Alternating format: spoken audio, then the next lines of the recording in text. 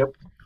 Well, welcome to another episode of the Scriptural Mormonism podcast. This is actually going to be part 2 of episode 27 with my guest, Greg Dundas, with respect to his book, Explaining Mormonism, that was published by Whip and Stock. We recorded a portion of an episode last week, but because of internet difficulties on my end, one of the downsides of living in rural Ireland, that episode got cut short, but fortunately the first 45 minutes of the interview was saved, so that's all good. So we're going to be actually taking it off from the end of what is now going to be part 1, where Greg will be discussing the plan of salvation and the topics he discusses in 4 chapters of his book, which I'll include in the show notes as well on this particular topic. But before we begin, thanks again for coming on, Greg. I do appreciate it. It's my pleasure, definitely. Okay, so we were just delving initially into the plan of salvation before the internet in rural Ireland here kind of decided to play tricks on us. So if you want to take it from there, or however you want to proceed. Sure.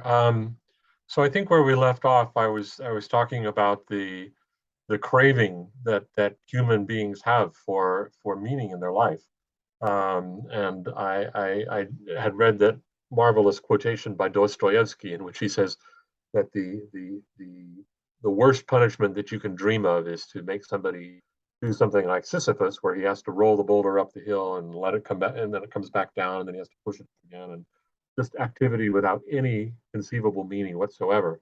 And I also talk about Viktor Frankl a little bit in the book here, which he talks about when he was in the Nazi death camps, and he had a background in psychiatry and actually tried to help a lot of the inmates of the camps to have more reason to survive. He says that the people that had no reason to survive, that had no meaning, nothing to keep them alive, were the first ones to die. And so that was a very profound insight that he gained, and he started writing books about it after he got out miraculously, got out of the camps. But there's this sense, I think, that we all have, at least at some point in our lives, if not on a daily basis, that much of what we engage in is kind of pointless. Just the daily routine that we have to go to work, and um, without any clear long-term benefit from it, except a paycheck, I guess, and all the other routines that we go through. And even with the gospel, we still have that. We still have that sense. I think if you've raised children, and you, for the umpteenth time, you try to hold an orderly family home evening, and you just think, what is the point when the kids are not paying any attention? They're just messing around, and they won't sit still, and they won't listen. You think, what is the point of all this? And some people will say, oh, well, the meaning comes from what, like raising your children, and they live after you, and so you pass on something of yourself even after death. Or of course, if you're lucky and you're successful as an artist or a writer or something, then you hopefully have some work that will live on at least a few years or a few decades, maybe, if you're lucky, after your death. But I have a marvelous quotation about that I have to. It's my favorite quotation in the book, by the famous philosopher named Woody Allen, um, and that is he's actually not a philosopher, but I like to call him that anyway. Um, where he says, I don't want to achieve immortality through my work. I want to achieve immortality through not dying. I don't want to live on in the hearts of my countrymen. I want to live on in my apartment. Um, so there's this sense of futility of death, that no matter what you accomplish in this life, it's all going to end someday, and probably not going to live on much longer after you die. And so I think that people are searching either consciously or semi-consciously for some kind of meaning in this life to give their lives more richness and more purpose and a reason to keep going. And people, of course, address this issue. And I've sort of broken it down into several categories. So you have the scientists, and of course, these are not every scientist would say this, obviously, but just kind of the typical scientific materialist viewpoint. We have people like Carl Sagan and Neil deGrasse Tyson, who have both said something to the effect of the fact that we ought to take meaning and significance from the fact that our bodies, our teeth, our DNA are made out of star stuff. So we're actually connected with the universe in that sense, that the minerals, the elements of our body actually come from the cosmos. And that's an interesting observation. And Neil deGrasse Tyson says, I feel very large when I think about that, that I'm connected to the universe. But on the other hand, most people don't take a great deal of meaning from what their bodies are made out of. To me, that's like picking up a leather-bound book and you say, well, this is such a profound book. The binding of the book is made out of cowhide. Well, that's interesting. It's an interesting little fact, but most people take the meaning of a book from the content of the book and what insight it gives to them in their lives or whatever, not from what the binding is made out of. So that's sort of the materialist viewpoint of the meaning of life. Philosophers, and again, this is not across the board, but quite a few of them in the last 4, 5, 6 decades have said things like, well, the question of the meaning of life is really a bad question. It's the wrong question. The life has no meaning. You can't find meaning in life or a meaning of life as a whole. So you have to rephrase the question. You have to redefine the word meaning. And one philosopher named Julian Baggini says, meaning is not this grand question of significance. It's a question of what is meaningful to you as an individual. So whatever you find meaningful in your daily activities, in your life, that is the meaning of life for you. So there's this sense, again, in the last 5, 6, 7 decades of sort of what existentialism, what we might call existentialism, at least in broad terms, in which meaning is what you bring to it. You have to create your own meaning. So Robert Nozick, for example, boils it down to three different options. One is that there is no meaning in life. We have to accept that fact and just go on with our lives and say our lives are meaningless, but go on anyway. Or we can say, well, there must be some meaning out there that we need to discover, and so we go looking for the meaning of life. But he says that's not really adequate either, because the first one is just painful to say, well, there's no meaning in life whatsoever. The second one, he says there's really nothing out there to discover. We know that, and so there's no reason to look for it. And that's kind of the modern perspective. And then the third option is to say there is no meaning except the one that we create for ourselves. So we're all autonomous, intelligent individuals. We have the right to go out there. This is sort of, Sartre and so on, and create our own meaning and just make it up. And that seems to work to a certain extent for a lot of people, but it doesn't really satisfy, because it's still in ourselves, and most people are looking for some kind of meaning outside themselves, something that transcends their own narrow outlook in life. So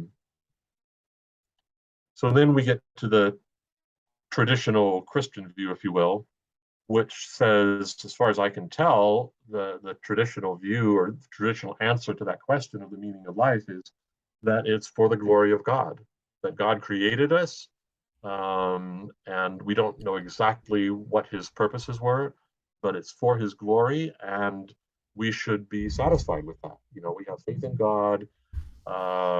He wants for whatever is best for us, and even if we don't know what that is, we should still accept that on faith, which is fine. But again, I find that pretty vague and not really all that satisfying, right? And so then you get to Mormonism, in which we have a real answer to that question.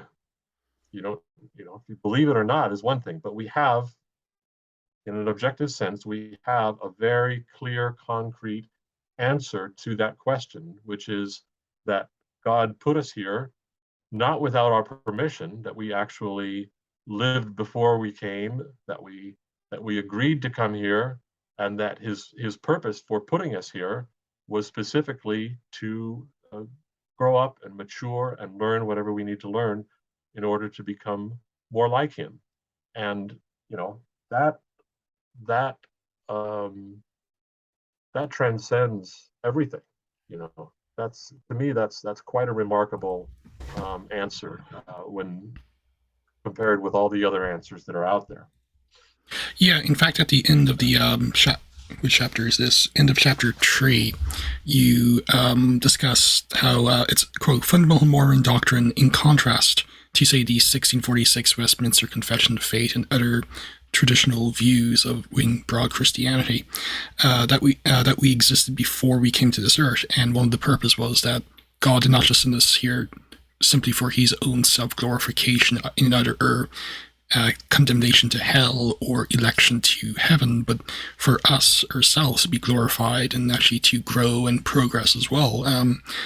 Even like presenting from like whether or not you actually do believe it. At the same time, like the idea of Mormon anthropology and theology not only does it contrast with, say, a lot of the popular theologies of Joseph Smith's time and our time as well, but it evidences a very positive view of anthropology, that is, of man, not simply of God, where he's only glorified because, in the case of, say, the Westminster Confession of Faith, in his secret decree, he's decreed everyone who will go to hell and go to heaven and all the means by which all actions take place. No, it's a very, it's a type of deity where he wants us to progress. We even existed eternally with him, and it's a very high view, not just of God and his providence, but actually a very high view of anthropology or the theology of man as well. And as you say, like that's a huge contrast to, say, like the nihilism and Calvinism and other philosophies and theologies, not just of Joseph's time, but even today as well. Yeah, and that's although I was not terribly well read when I was 16 or 17 years old, but that was essentially, I knew enough that when I heard that, as I said earlier in this interview, that really struck me. Like, that is different. That is really one of the most profound things I've ever heard of. Whether it's true or not is a separate question, but it really is different, and it is deep, for lack of a better word. It's an incredible view of anthropology, as you say, of our situation in life. And I like to think of the gospel plan in terms of 3 dimensions.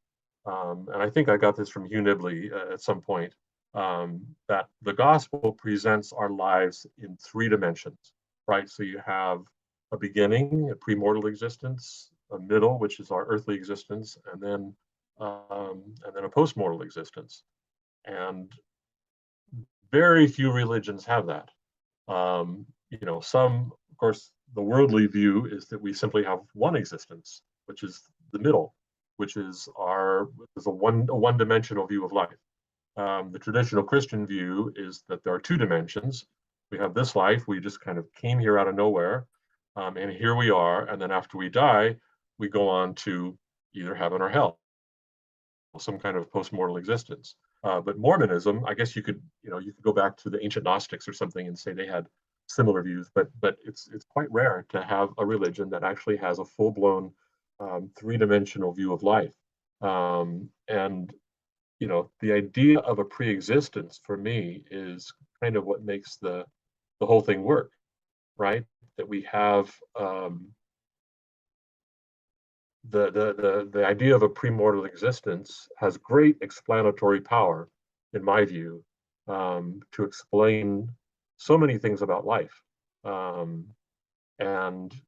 we don't know a great deal about our premortal existence, of course, but we do know a few things. One is that we actually existed as intelligent beings of some sort before we came to this life.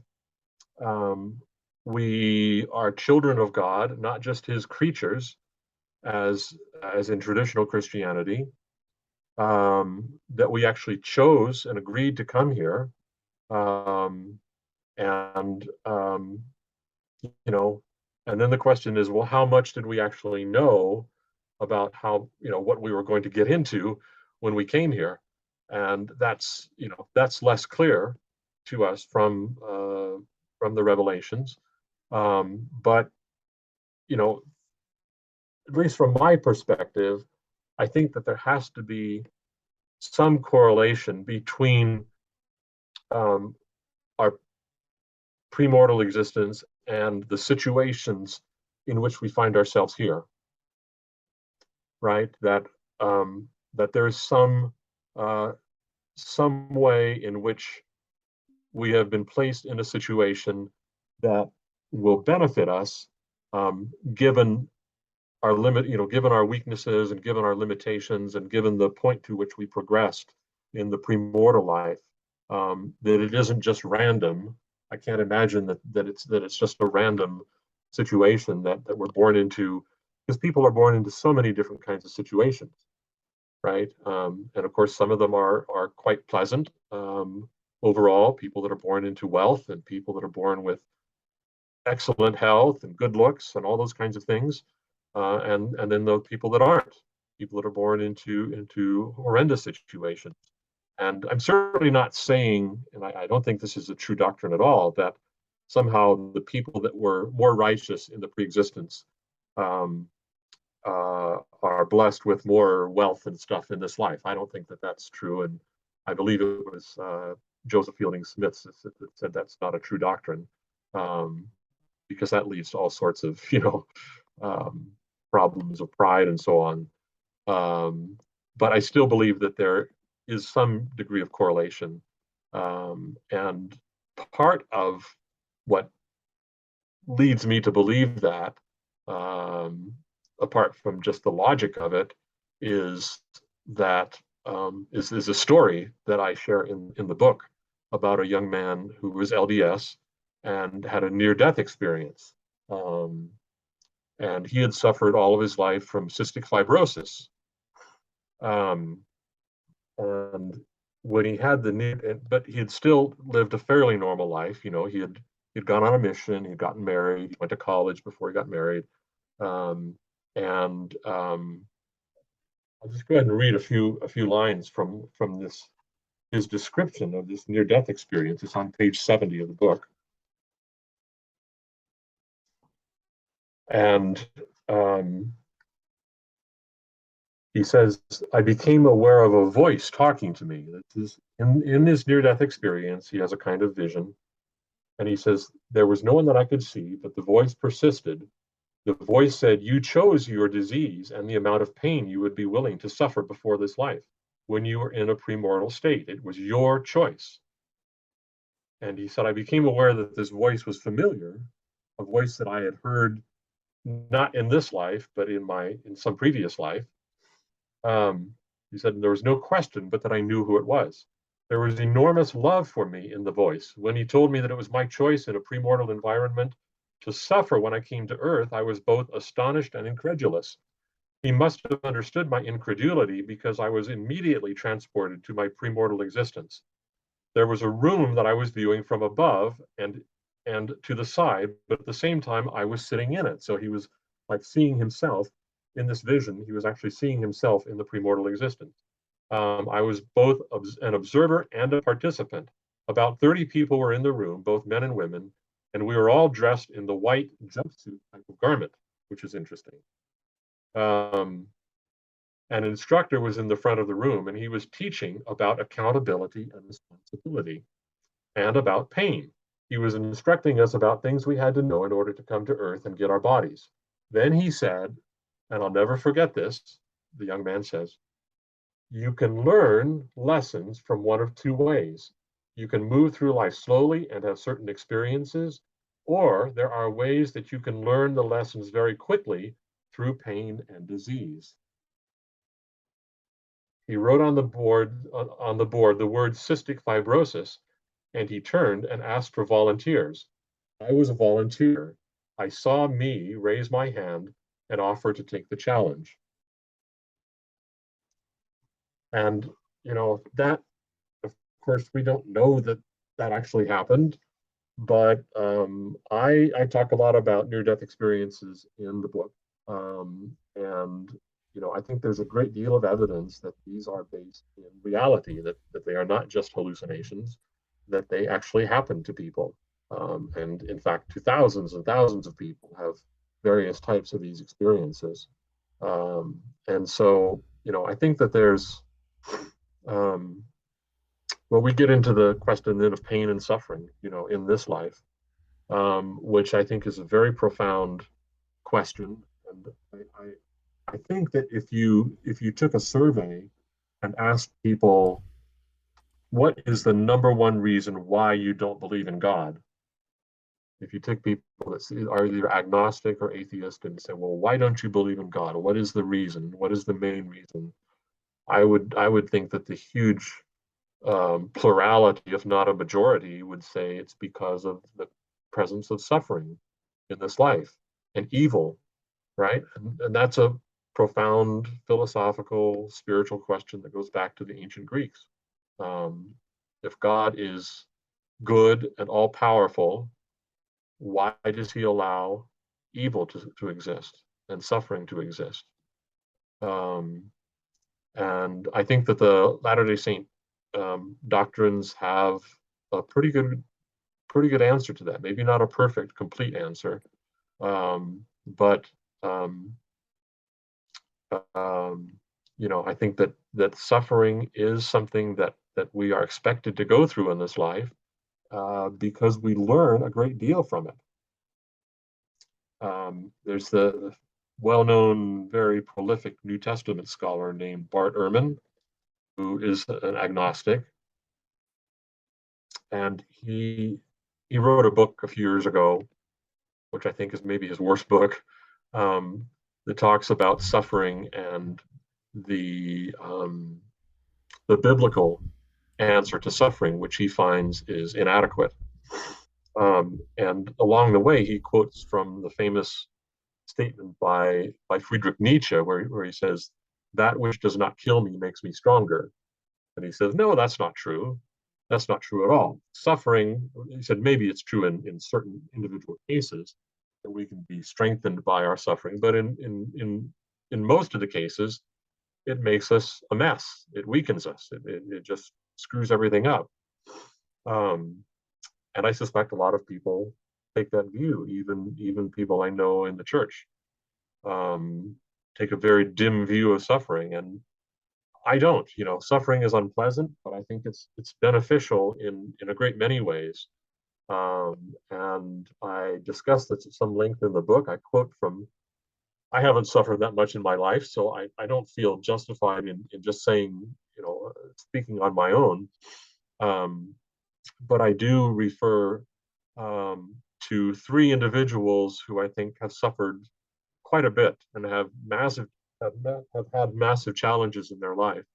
One is Helen Keller, who of course was deaf and dumb for almost all of her life, but nonetheless rose above her limitations and became one of the most famous people in the world and wrote numerous books and gave speeches and did all sorts of amazing things, graduated from college. There's a youngish man, I guess, named Nick Vujicic, who some people may know from the internet. He's an Australian Christian speaker, and he was born without any arms or legs. But nonetheless, he has learned to play golf, play football, not quite in the normal sense, but he still does it. He surfs. He does all sorts of amazing things, in addition to the fact that has become quite successful as a motivational speaker, especially in Christian in a Christian environment. And he talks about his own experiences having to go through these physical limitations. And then I also refer to Viktor Frankl, who survived the Nazi death camps. And I won't try to read very much of what they say. It's in the book for those that would like to read it. But I do want to read just one quotation here from Helen Keller, and I have quite a few quotations of hers in the book. But because I think this book that she wrote called My Religion is really quite profound. And this is just one small segment of what she says about the value of suffering. He says, "Earth is not intended to be an altogether delightful abode, any more than it is to be a place of wrath. It's neither one or the other. Since the soil brings forth thistles and roses have thorns, why should man's life not have its trials? It is not strange or cruel. It is the urge of God that impels us to enlarge our lives and keep strong for that higher destiny which cannot be accomplished within the limits of earth. Only by striving for what is beyond us do we win expansion and joy." That's on page 74, and then several pages later, I quote her at greater length, page 83 and following. And so in my view, we know from Latter-day Saint theology that we are here for a reason, and part of that reason is to go through difficult experiences. I think if we really reflect on it, there are numerous things that we can learn from our suffering, from experiencing evil. Things we learn things like humility, self-control, self-discipline, the ability to distinguish between good and evil, the ability to appreciate good things after we taste the bad, as Lehi talks about in Second Nephi, and so on. And then above all, I think that what we need to learn from witnessing evil in this world is how evil it is, right? So, if we're just told, we're given a list of things we shouldn't do and say, don't do this, don't do this, don't do this, don't do this, don't commit adultery, don't rob banks, and so on, and say, don't do those things because they're evil. Like, well, okay, I won't do them. I'll try not to do them. But on the other hand, when we experience things ourselves and we experience our own suffering, if somebody cheats us or our spouse, cheats on us, and we find out how bad that is, how unpleasant it is, and how we really don't want to go through things like that. And that teaches us that we shouldn't do those things either, right? It's an important lesson. And unfortunately, we have to go through these kinds of things, at least to some extent. You think maybe some people learn a little faster than others. I don't know why some people go through so much more suffering than others, but we all have to go through it. And that really, and knowing that, being aware of how this benefits us, I think really helps us. Yeah, just to add to what you said, the issue of the problem of evil or theodicy, that's always going to be a huge major issue. I think it's one of the more difficult concepts. I mean, there's a fellow by the name of Alvin Plantinga, who's a reformed epistemologist. He's written a very good book showing that there's no logical problem of evil. Not that there's no problem of evil, but there is no logical problem with the idea God is all-loving and so forth. At the same time, it's still not a very good explanation on a personal level, because there's the whole emotions and live experiences. But there's actually a very good book that came out by my friend Blake Oster, Exploring Mormon Thought, Volume 4, God's Plan to Heal Evil, which is a volume on theodicy itself. He and the late David Paulson actually tried to, and I think they did a very good job at trying to discuss Joseph Smith's views of theodicy and the Latter-day Saint understanding of theodicy, that is the explanation of the problem of evil. And I'm also with you, God's Problem, the book from Ehrmann you were alluding to, was probably one of his worst books. Ehrmann's good when it comes to, say, New Testament textual criticism and his translation of the Apostolic Fathers. He's excellent. So I'm not trying to take it away. But he's the type of person where, like, he has a very narrow speciality, and in that narrow area, he's very good. But once he wanders, even like he's slightly 1 or 2 degrees away from it, it tends to be pretty bad. Like his works in Christology are awful. The book on the problem of evil, it could be much better. But I'm with you, like the issue of theodicy is like a difficulty, but at least with, as you note in your book, and you just noted here, like with the cosmology Mormonism provides us and the anthropology as well, it does actually help resolve a lot of the philosophical and logical problems one encounters. You know, there's still always going to be the whole visceral reaction against evil and stuff like that, but at the same time, you know, there is a plan. You know, as cliche as that is, like, especially with the emphasis on, they say, experiential knowledge. You know, that's pretty important in their theology as well. Yeah, I've read a little bit of Plantinga that I believe he does talk about that, and he goes back to the early Christian writer Irenaeus, where this idea is discussed, and how evil or suffering, however he phrases it, you know, is a value because we're here to learn. We're here in this life to learn. But in my understanding, that concept that Plantinga does talk about is not very widely understood among Christian theologians, or widely accepted. I may be wrong about that, but that's my impression. Yeah, it kind of depends on the tradition you hold to. Like, you know, to like use an example, say Calvinism, like in the Westminster Confession of Faith, they would hold that, at least in God's secret will or secret decree, which is like 1-to-1 equivalent to everything that happens. Evil is not just like tolerated by God, like, you know, bringing out good from evil, that kind of toleration, even we would agree with. It's like everything has been decreed, including evil, and to tell us is simply God's glorification. Again, my friend Blake, he's once referred to the Calvinist idea of God as the Mormon concept of Satan, and I think I would agree with him, but that's a radical understanding. So, like, it depends on the tradition you belong to, but there's some pretty radical views which are pretty still popular, like not just in the 19th century during the revivals, but even today. But yeah. But Plantinga would not be like a hardcore 5-point Calvinist, or like his approach to things, in spite of his reformed epistemology, would not exactly be well taken by, say, a James White or a Bill Webster, to give some popular examples of pop-level reformed authors. Mm-hmm.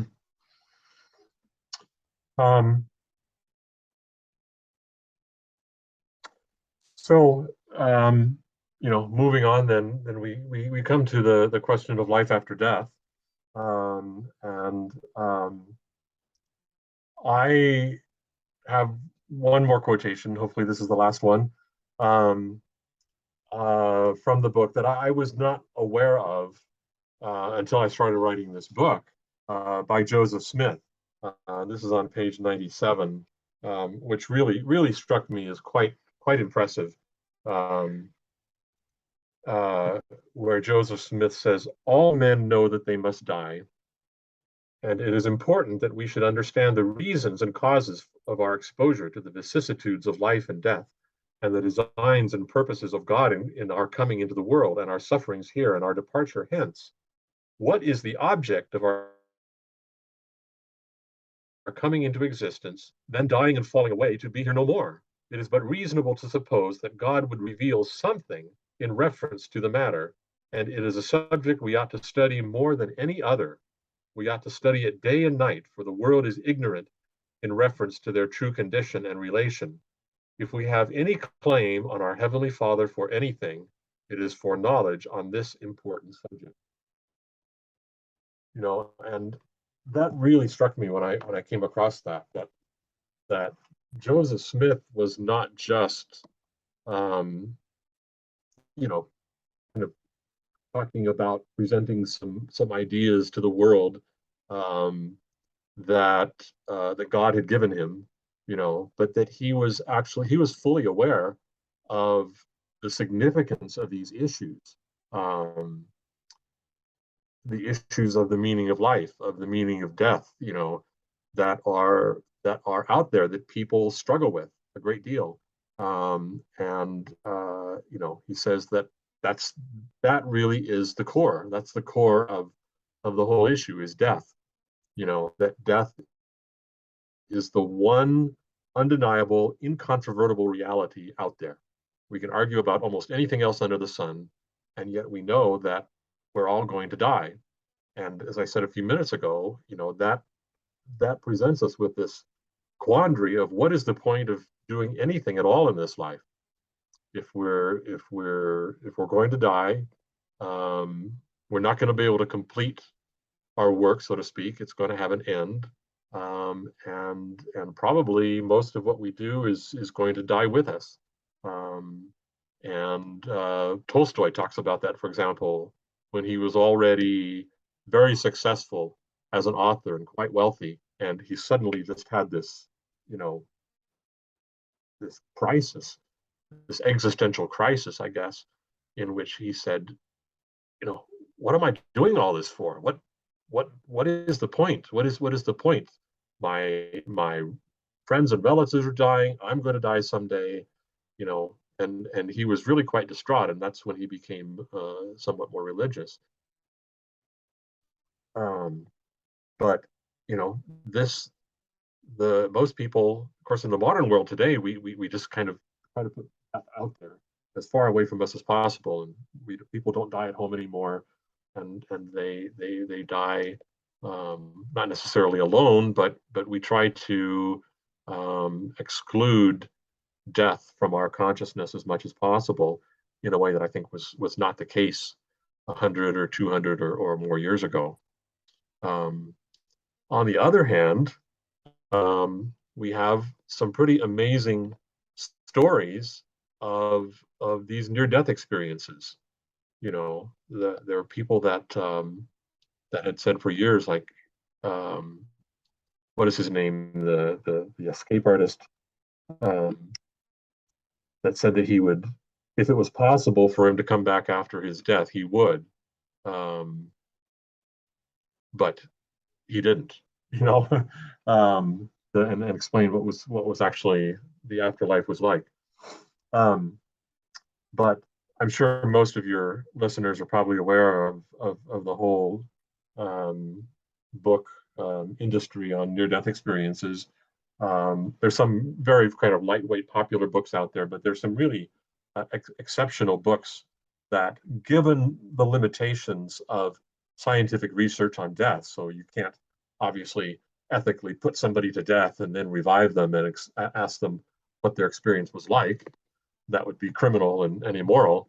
But given those kinds of limitations, we have to rely on subjective types of experiences that people have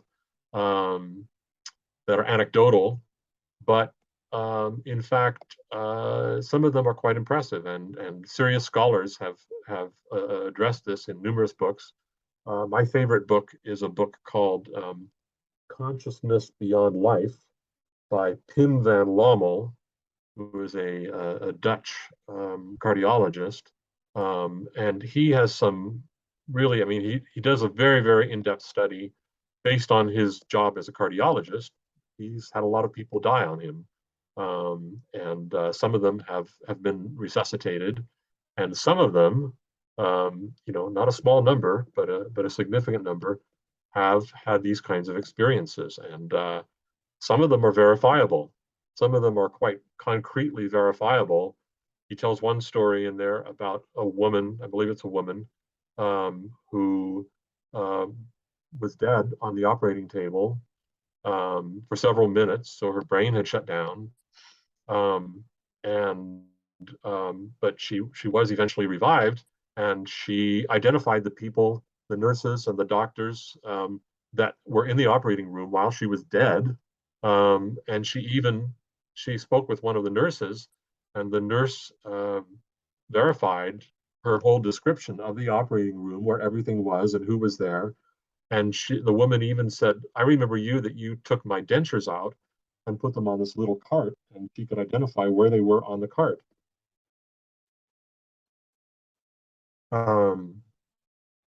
And so, I think the Lord has blessed us with this kind of understanding, um, limited as it is, but this kind of knowledge about the kind of life, at least initially, um, that exists on the other side. And people describe in great detail the sense of love, overpowering sense of love they have. And people have written about how profoundly their lives have been changed after these experiences, and that they don't necessarily become religious and start going to church. They don't necessarily become Latter-day Saints, but they do. It does transform their lives, and they become, um, you know, they they view life in completely different perspective. They view death in a completely different perspective, and they're more interested in things like education and in helping others. And it's not just a hallucination. In other words, it's actually a really deeply profound experience that people have that transforms their lives. In the book, you actually have a very interesting appendix, a comparison of reports of near-death experiences and Latter-day Saint beliefs about the life after life. Could you be able to maybe comment on say how a Latter-day Saint cosmology, pre-mortality, mortality, post-mortality, um, would actually help understand and make sense of a lot of the disparate near-death experiences that have been recorded and discussed in both LDS books, like Gibson's book Fingerprints of the Gods, which you reference a few times in the book, and other non-LDS works as well. Yeah, I just going back to my ancient history again.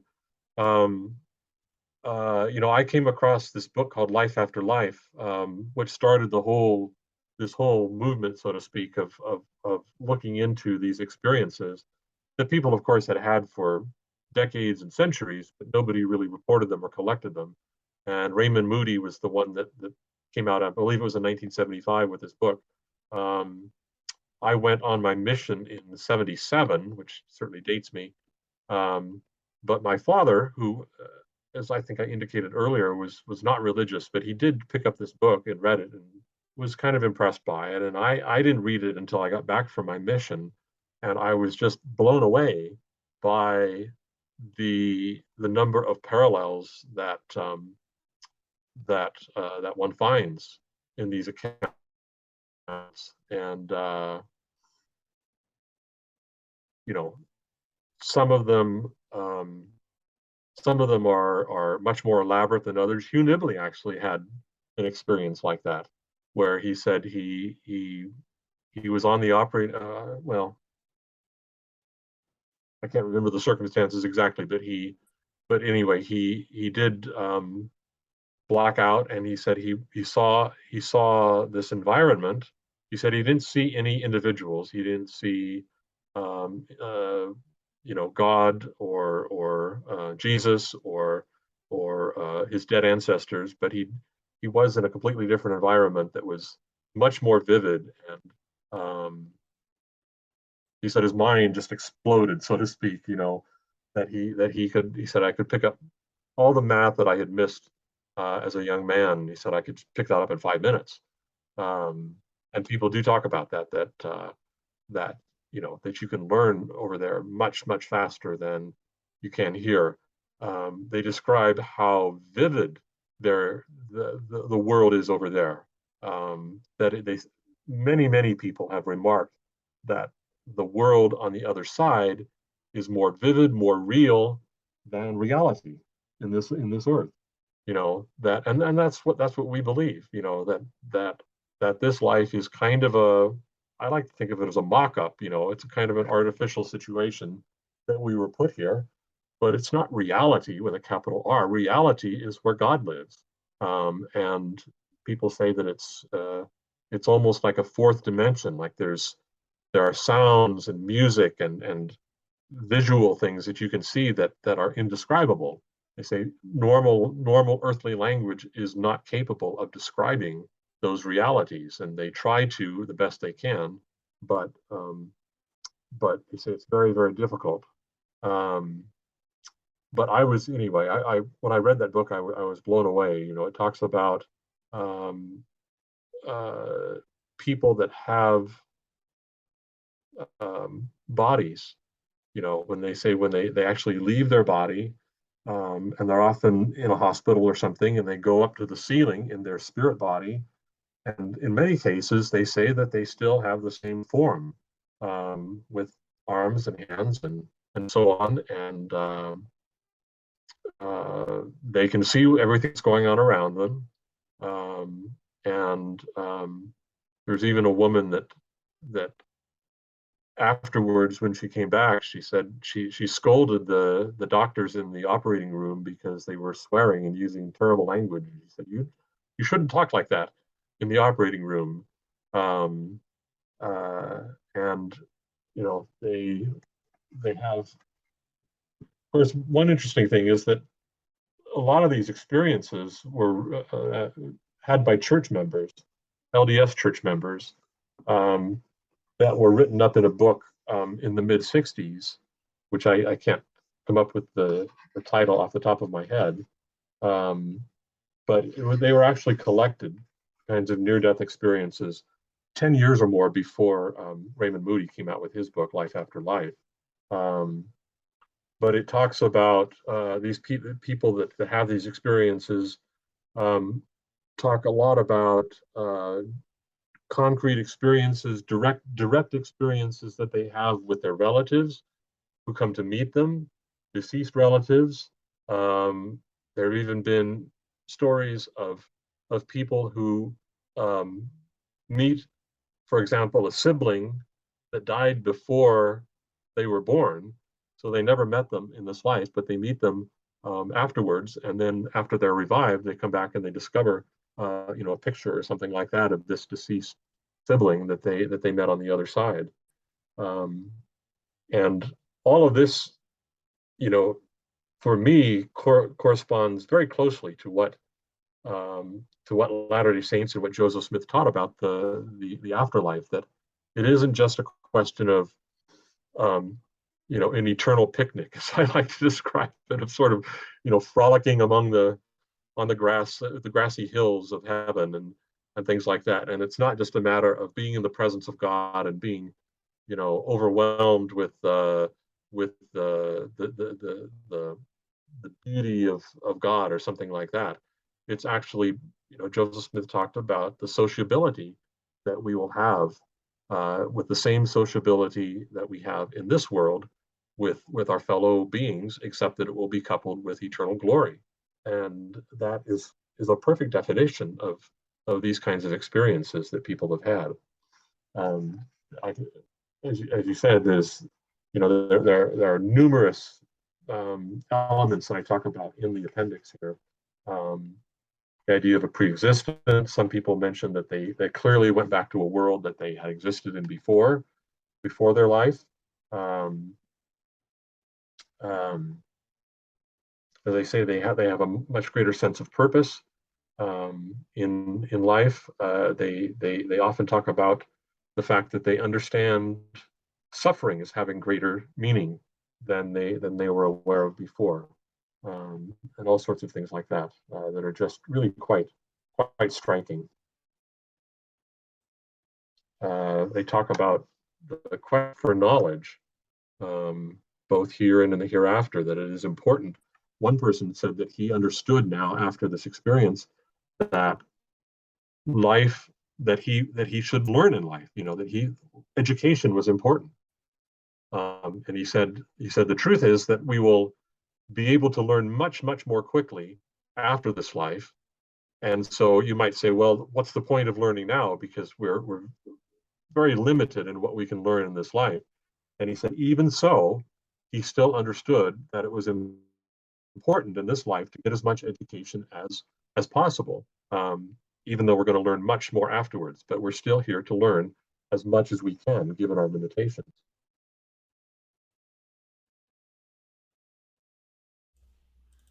No, thanks for that, because there's a number of things in the book I like the entire book, don't get me wrong, but your discussion about say near-death experiences, that was probably one of my favorite topics, because I've read quite a bit, like the Gibson book and a couple of books by LDS and non-LDS on near-death experiences, but until I read your appendix and your discussion in the main body, it never really clicked as much as it did while going through your book, like how Latter-day Saint cosmology can actually help explain a lot of the shared elements in these NDEs, even at times when they kind of go against the theology of the person who has the NDE, like personal pre-existence. We're in the broad Christian spectrum outside of the person of Jesus. Most groups would not believe humans pre-existed. You might have Origin in the 2nd century and a few others here and there, but more or less like the idea of personal pre-existence for anyone except Jesus is seen as heresy. And they do have like experiences that indicate they lived before mortality, and the idea, like, say, by nature they're three-dimensional and bodily in spirit form and the very nature of God.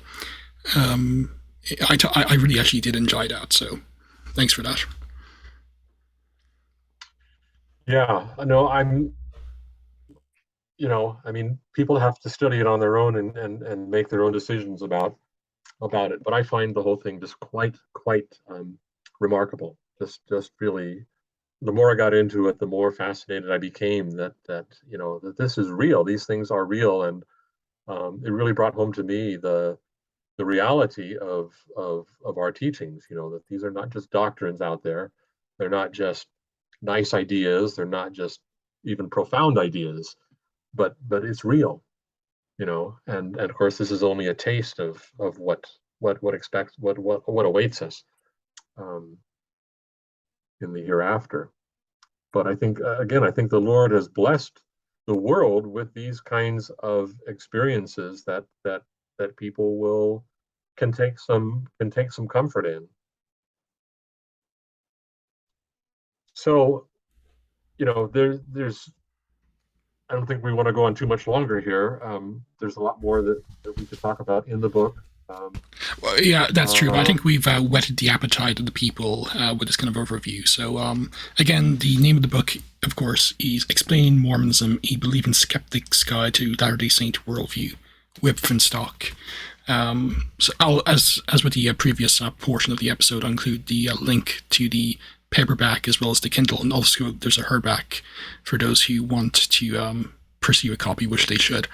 But I think we did whet the appetite of a lot of people, and I would actually suggest everyone get a copy of this book. It's written in a way like both LDS and non-LDS will actually appreciate the book. Like, you'll recognize us in the book, but it doesn't beat you over the head with saying like we're right, you're wrong. It's more like this is our worldview and this is the beauty of our theology.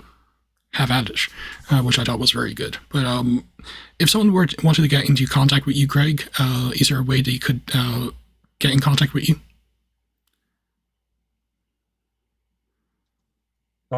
Sure. I can. Do you want to put my email address? Yeah, if you're link here. Yeah, if you want to share that, and I'll include in the yeah. But as I said, like on the show notes, I'll include a link to the paperback and Kindle editions of the book. But and I'll include like your email address if anyone else wants to contact with you and maybe follow up on any portion of the book. But any final words you want to include before we wrap this episode up? Well, I would just summarize the book. This should be clear already, I guess, by now. But just to restate, the point of the book was not just to discuss Mormon doctrine. It's not just another outline of what Latter-day Saints believe, but it's actually an attempt to try to go in a little bit more depth to explore some of the implications of our beliefs and hopefully get people to reflect a little more deeply and to really appreciate what it is that we have for Latter-day Saint readers.